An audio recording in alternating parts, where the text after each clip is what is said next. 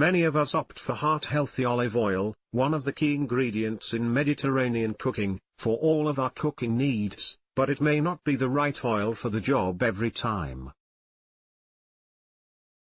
I wanted to understand more about cooking oils, so I went to an expert. I spoke with Chef Ryan McQuillan of the recently opened Porch Proper in Collingswood, New Jersey, who has spent more than a decade in kitchens around the Philadelphia region, including the critically acclaimed Talula's table. Porch Proper is dedicated to sourcing local ingredients when possible, and McQuillan's food is outstanding. Anyone who can make me gush about Brussels sprouts on Instagram is a culinary genius.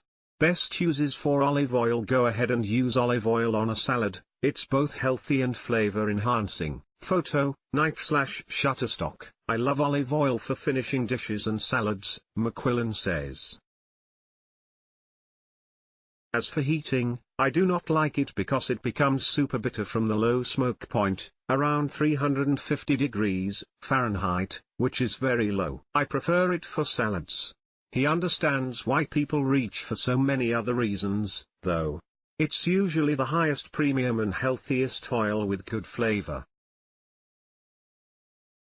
People just want to use it for everything, he says. If you do want to use olive oil for cooking on the stove top, particularly sautéing vegetables, McQuillan recommends blanching the vegetables in boiling water first before putting them in the pan to finish them off. If you blanch the vegetables, and then add them to the pan with olive oil and a little of the blanching water, the oil isn't the only thing hitting the pan, he says. Because it's mixed with the water, the smoke point won't be a problem. Alternative oils: grapeseed oil is a good alternative to olive oil when sautéing due to its higher smoke point. Photo, Joanne Ornuke/Shutterstock. McQuillan recommends using grapeseed oil or a canola/olive oil blend, 90/10, instead of olive oil when you work with high heat.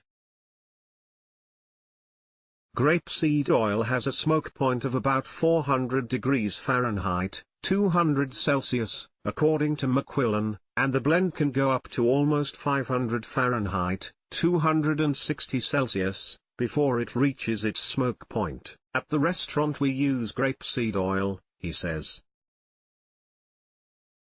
It's less expensive than a good olive oil but a little bit more expensive than canola. Pure canola oil, which is a neutral oil, can also be used on its own, but the blend has the advantage of getting some of the olive oil flavor in there without the problem of the lower smoke point. Or you can use a combination of 100% canola oil and 100% olive oil, or even butter, together to get the flavor you're looking for while increasing the smoke point. Adding a bit of canola oil or neutral, high smoking point oil, to a pan which has butter will enhance the flavor and bring the smoke point higher.